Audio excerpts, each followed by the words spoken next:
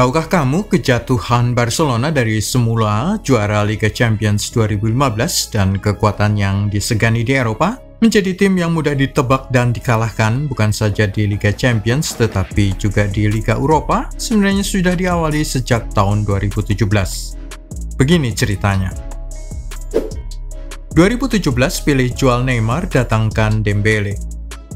Inilah sebab paling awal keterpurukan Blaugrana membiarkan Neymar pergi pada 2017.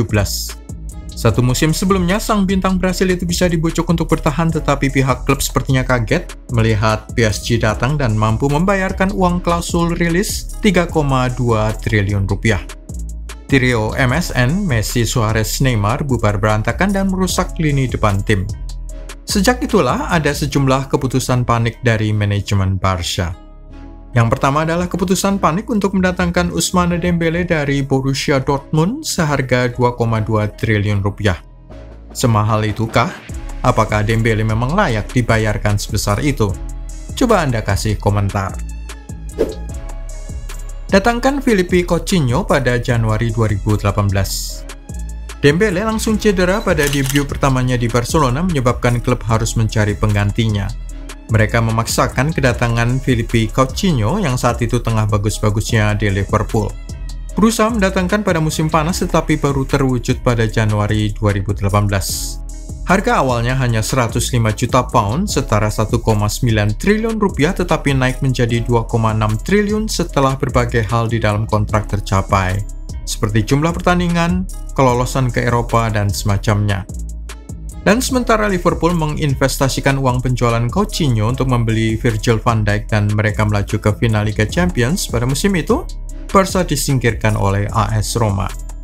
Itulah awal dari serangkaian kegagalan di kompetisi Eropa. Sejumlah transfer mengejutkan sepanjang 2018.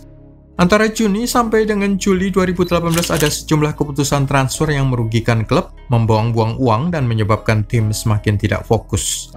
Satu adalah keputusan untuk memperpanjang kontrak Samuel Umtiti, hanya karena ia baru saja menjadi juara dunia bersama timnas Prancis.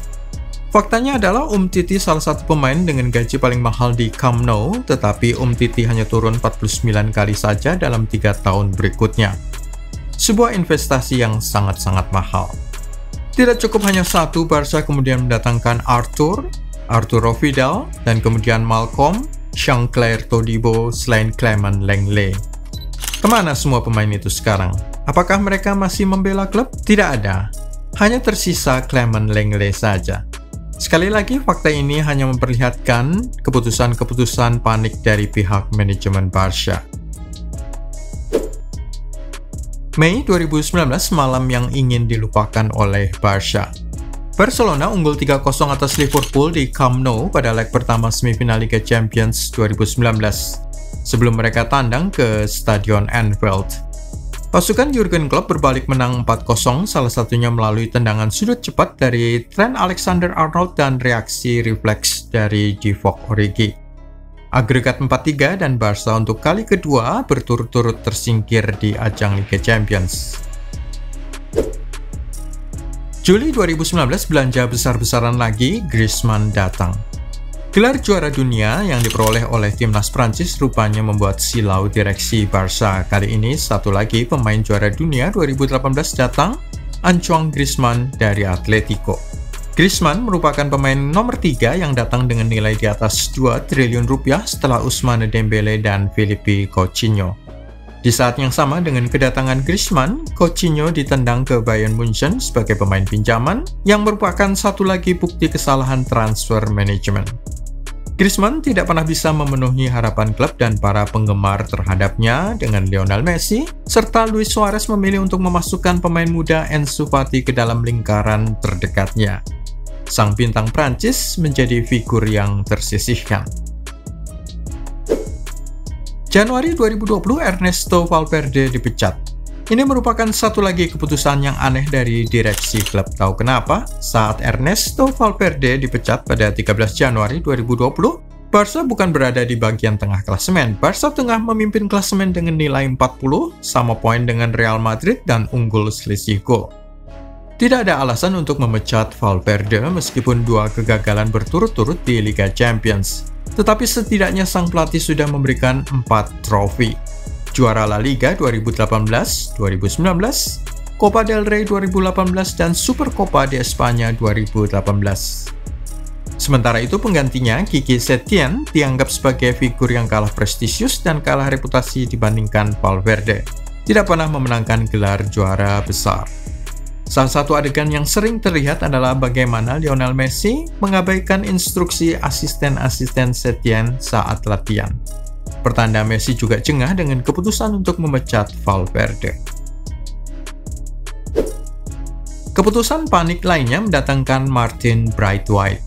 Januari 2020 berlalu tanpa keputusan transfer.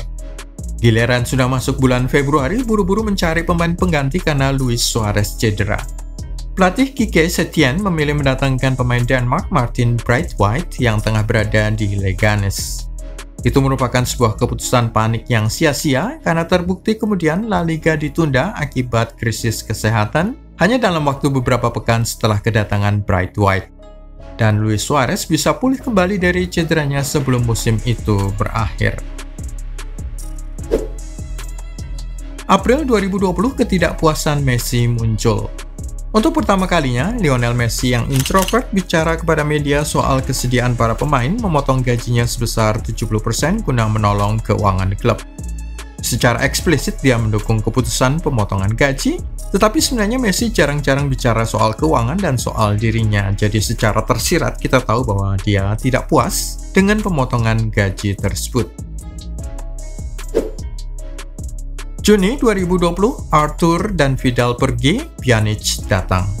Arthur sebenarnya tampil lumayan bagus, karena itu dia menolak saat pertama kali diberitahu bahwa dia akan ditukar dengan Miralem Pjanic dari Juventus. Sang pemain Bosnia ini, Pjanic, lebih tua 6 tahun daripada Arthur sehingga menimbulkan pertanyaan ada apa. Harga sama tetapi dia lebih tua 6 tahun. Di saat yang sama Arturo Vidal pergi secara gratis. Satu lagi kerugian finansial bagi Barcelona.